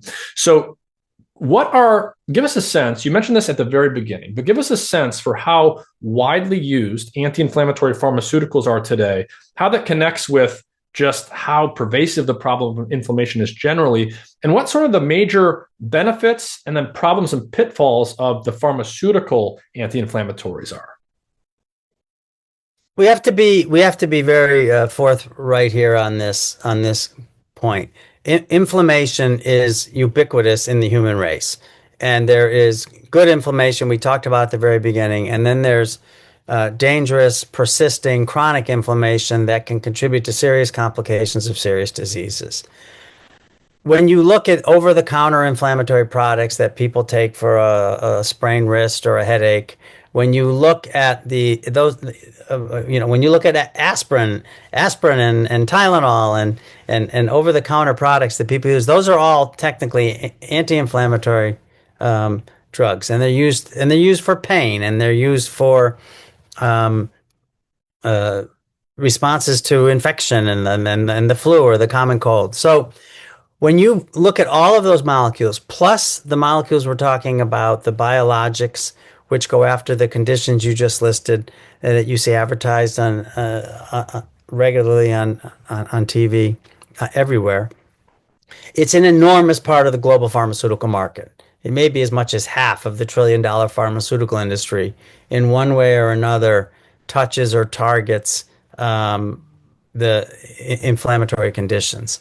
So is that bad? No, I'm not. It's not. There's no generic good or bad here. There undoubtedly the availability of these drugs has improved the lives of countless people in immeasurable ways, to helping alleviate their pain and suffering. What my colleagues and I are interested in doing is looking at whether these vagus nerve stimulation therapies, which we call immunoregulation, can help the people for whom these drugs are not helping.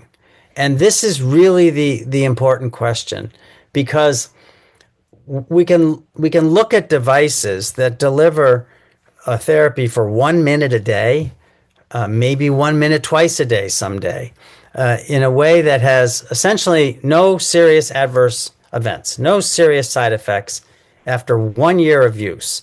And we know that we can do this safely because we've been doing surgery on the vagus nerve for epilepsy and depression for 4 decades. So when you look at the black box warnings on some of the drugs used to treat inflammation, it gives you pause. The side effects include the possibility of cancer, the possibility of immunosuppression, the possibility of tuberculosis or sepsis. And I have met patients, and I've met the parents of patients who are like, I don't want to keep taking these drugs. I want to get pregnant. My doctor says I shouldn't be on these drugs when I get pregnant. I don't want my child who's going off to college to be immunosuppressed and have to take these drugs. I don't want to have to keep injecting myself with some of these biologic drugs. I have met patients who were bankrupted by the copays for some of these biologics. And then you look at the fact that they only work half the time. My point of writing the book, The Great Nerve, was to explain this, not to throw the pharmaceutical industry and all the people who work on making all these drugs under the bus. I've contributed in helping make some drugs, and I contributed directly to some of the first papers on the description of monoclonal anti-TNF antibodies. So they have helped immeasurable numbers of people for many, many decades. But we need more. And I think that vagus nerve stimulation, immunoregulation by activating one of the body's natural reflexes that's embedded in the vagus nerve, is a path forward. We call this field, we call it bioelectronic medicine because it's the tip of the iceberg. The fact that we understand these vagus nerve mechanisms has allowed us to develop the devices that the FDA has now approved to treat rheumatoid arthritis patients. But this is the tip of the iceberg. There's going to be other devices developed targeting other nerves to other organs for other conditions. And that's what has my colleagues and I so excited. It's not about disrupting everybody else. It's about giving hope and therapeutic options to people for whom the current therapies are not working. Mm-hmm. And so walk us through a little bit how some of these devices work and how vagus nerve stimulation is actually happening in a therapeutic or clinical setting. What are the major use cases for this, and what are some of the more notable observations that have been made so far? Historically, vagus nerve stimulation has been used for decades to treat epilepsy. So this is treatment refractory epilepsy. So people who have lots of epileptic seizures despite the fact that they're taking medications. And it works about half the time. And we don't really understand why it works when it does, and we don't really understand why it doesn't work when it doesn't work. But when it works, these can be dramatic effects. You can have people having 60 seizures an hour, can't leave their home, can't work, going to having normal lives and getting a driver's license. The same can be said of depression. That's another condition for which vagus nerve stimulation was approved many decades ago. And most people don't know about this, which I find quite frustrating, actually. It only works about half the time. And we don't know why it works in some people and not others. But when it works, it's very important because many of these patients are completely out of therapeutic options. They've tried talk therapy. They've tried all the available medications. They've tried electroconvulsive therapy. And Some of them are suicidal. Many of them can't take care of their families or their jobs. And so I'm sorry if you're one of those people who have a vagus nerve stimulator and now you're back at work or you're back with your family. And I mean, that's a pretty significant impact on lifestyle and lifespan. So that's historically where we have the most experience. The FDA, as I said, approved this approach for rheumatoid arthritis in treatment refractory patients just last August. We at Northwell Health in New York, at my center, have implanted, I believe we've implanted 8 patients so far. I think we are the United States leaders in implanting patients so far. The responses have been quite favorable. I've had the distinct pleasure of meeting a couple of the patients who, well, it's a very emotional thing when you meet someone who tells you they're able to button their blouse and take care of their children and go back to work after having been unable to do that for years. So nationwide, there are 1.5 million patients who are eligible for this, according to the current FDA guidelines, meaning treatment refractory rheumatoid arthritis. And my understanding is Set Medical is doing a phased rollout of the device for selected centers across the United States. I believe it's about 6 to begin implanting these. The good news was the Center for Medicare Services in the White House approved this for payment. So that's going to help accelerate adoption. And so what does this actually, what does like the technology here actually look like that's used for stimulation? Is this some kind of implant, and what is it, how does it actually work? The device that's used to stimulate the vagus nerve to treat rheumatoid arthritis in the United States is about the size of a fish oil pill. It's a we call it a bioelectronic device. It has an ASIC, a battery. It has an antenna to communicate with the doctor's tablet, and it has leads, which are the contacts that sit directly on the vagus nerve. The neurosurgeon puts the device directly on the vagus nerve and then wraps it in a silastic cuff. It looks like a pea pod. So the device sits on the nerve and the cuff holds it in place. And then there's one stitch through the cuff itself. And patients come in the morning for the surgery, go home in the afternoon. 2 weeks later, they go to the rheumatology office where the rheumatologist programs the device to turn it on. Like I said before, for about 1 minute a day, usually 4 or 4:30 in the morning. Most patients, as I said, sleep through this. Those that wake up sometimes feel a little buzzing in their neck for a minute or so. If they, what was really interesting is that the clinical study had a placebo arm. So every subject, every volunteer had the surgery, but only half of them had the electric charge turned on. And then they were asked afterwards if they thought they were in the control group or the treated group. And the number of patients in the placebo group who were not having any electric current in the first part of the study being turned on, they had the same response rate, thinking they felt the current as the treated group did. So it's evidence of a blind, which is pretty good evidence. And the device, the battery for the device is fully rechargeable.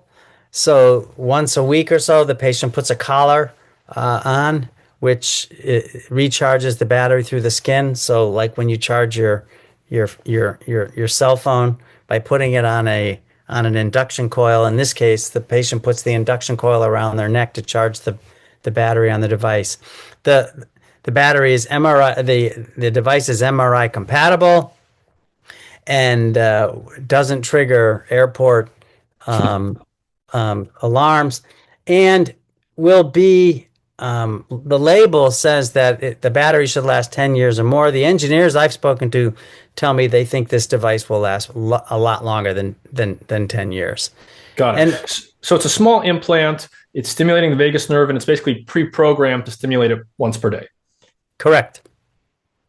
And roughly how many people do you see using this or needing it in the near term? There are 1.5 million eligible patients in the United States as we speak today. That means eligible according to the current FDA guidelines. So how many of them are going to want it? Well, I'll give you another statistic. The Reset RA trial, which was published in Nature Medicine, which was the definitive trial leading to the FDA approval last year. That trial, when the trial was open, the investigators needed about 250 people to participate, and the final trial number, I believe, was 242.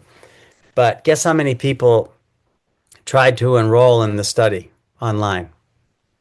Take a guess. I don't know. 30,000.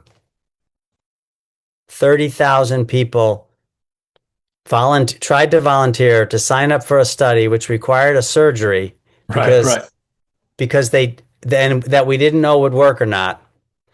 In the hopes that it would work because they so dislike the current therapies or are so unhappy with their response to the current therapies. So I talk a lot about this in the book because there's an FAQ chapter in the book, and the FAQ chapter is for the patients to know the questions they should ask their doctor.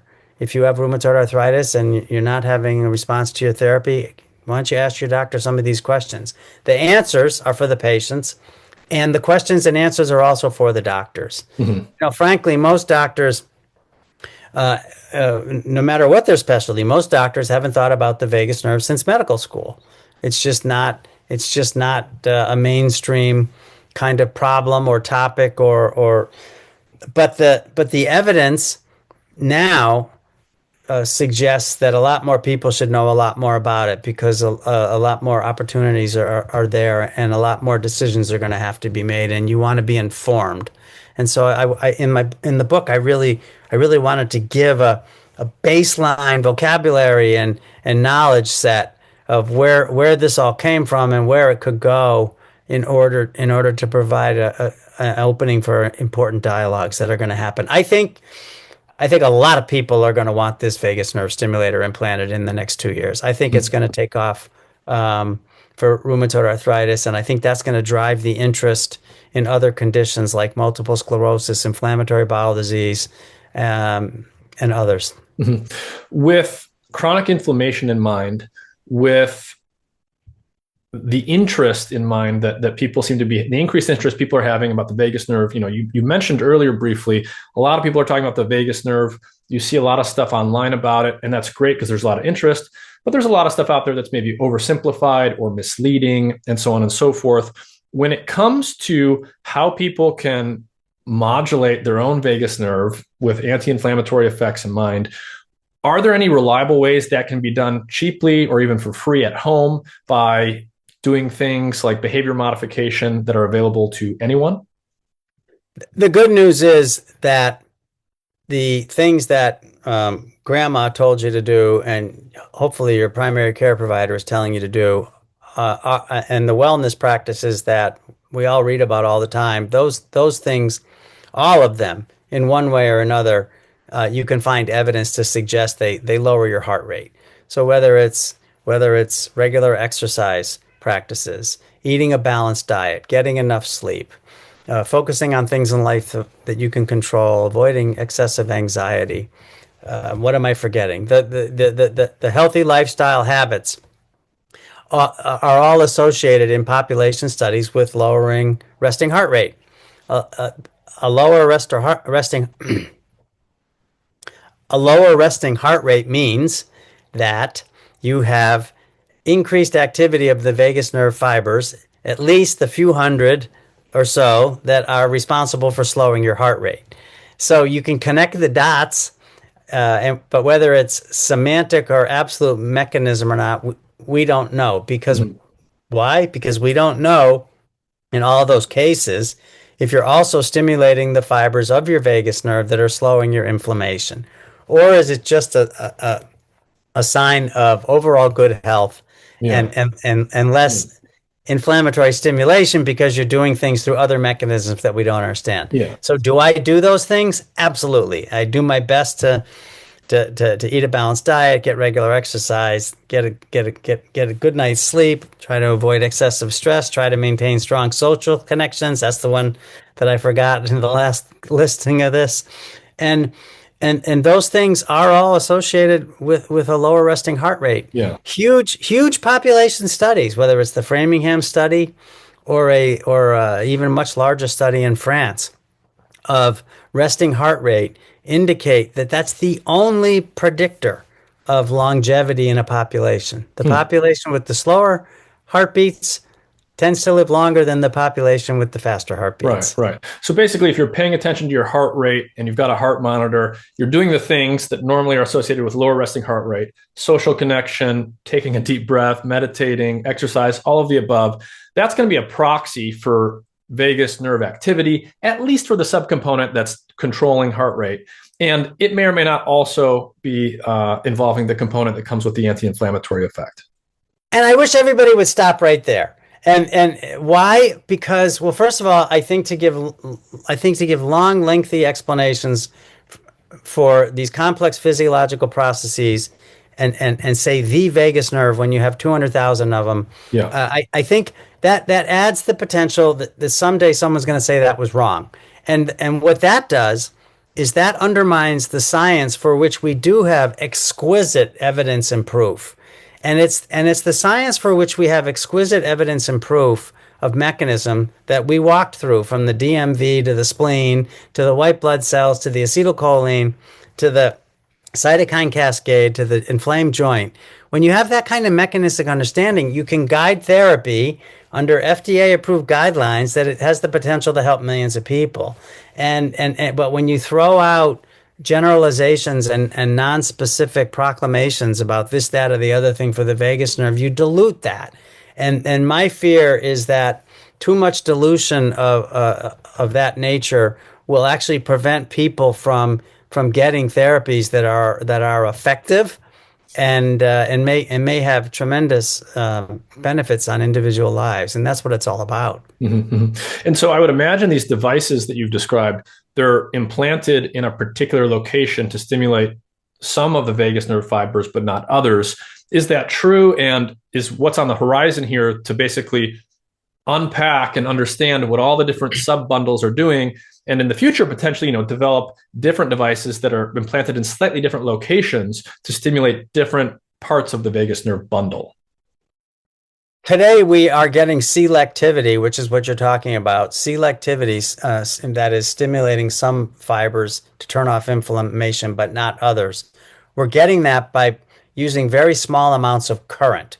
So we keep talking about the 100,000 fibers on each side.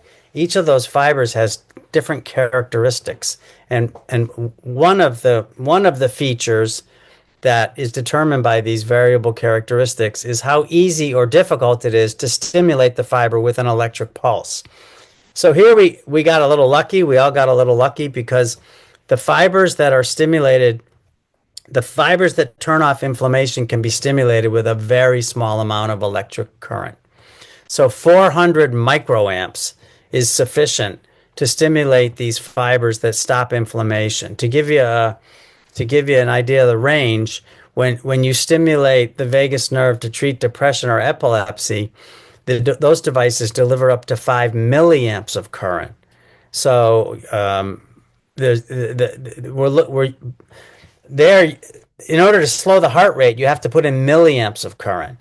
But by putting only microamps of current, 1,000-fold less, now you're able to, fortunately, stimulate the fibers that stop inflammation, but we're not seeing effects on heart rate or other muscle contractions and other side effects. So that's where we are today. Could we get to a place of even additional selectivity and specificity? Absolutely. For that, we need better maps. Yeah. My colleague at the Feinstein Institute, Stavros Zanos, is leading a very large effort, an NIH-funded effort, to produce the first detailed maps of the human vagus nerve in history. This is based on cadaver dissections from, I believe it's 96. I'm sorry, 48 cadavers, 96 vagus nerves, and they're going a few microns at a time, sectioning the nerve all along its course in very detailed studies, looking at individual cells and their roots and where all of the fibers travel. And they're reassembling all this in using very sophisticated bioinformatics and computing to provide literally a fiber by fiber map of the human vagus nerve. Once that map is complete, we'll be able to go back and overlay function onto each fiber. And with that information, it should be possible someday to build devices that target only the fibers that you want to either stimulate or inhibit for condition A, B, C, or D in organ A, B, C, or D. Got it. So today the specificity just comes from the strength of the stimulus, and it just so happens to be that the fibers that are giving you these anti-inflammatory effects are the ones that are sort of the most subtly activated. Yeah, the most sensitive. Exactly right. Yeah. So do you want to say anything else about the book? Remind people of the title, when it comes out, and why they might want to read it? Well, I want to thank you for having me on, and thank you for letting me talk about the book, The Great Nerve.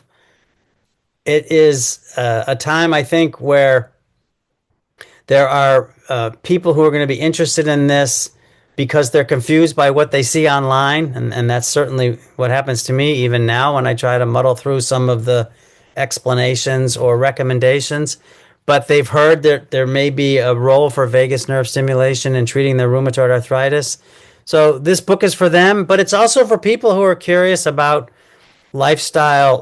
What is it that we do understand where there's strong evidence for lifestyle modifications, or do it yourself at home insights into the vagus nerve. And so the book has three parts. It has the historical stories that go back to Galen, who was intrigued by the vagus nerve, and his work on the vagus nerve 2,000 years ago actually was some of the earliest work implicating the fact that the brain was responsible for controlling behavior. And the second part of the book is really a deeper dive into how we use vagus nerve stimulation today for depression, for epilepsy, and how it works to stop inflammation. And the third part of the book is really for the insights for do it yourself, and not so much. It's not a cookbook. It's not telling you how long to. There's some tips in there, but it's not the answer to hold your breath for 1 minute or 30 seconds. It explains what happens when you hold your breath for 1 minute or for 30 seconds. And by having a common language of evidence-based explanations, I think that there'll be a lot of people who will find that interesting. All right. Well, Dr. Kevin Tracey, thank you very much for your time. Thank you for having me on.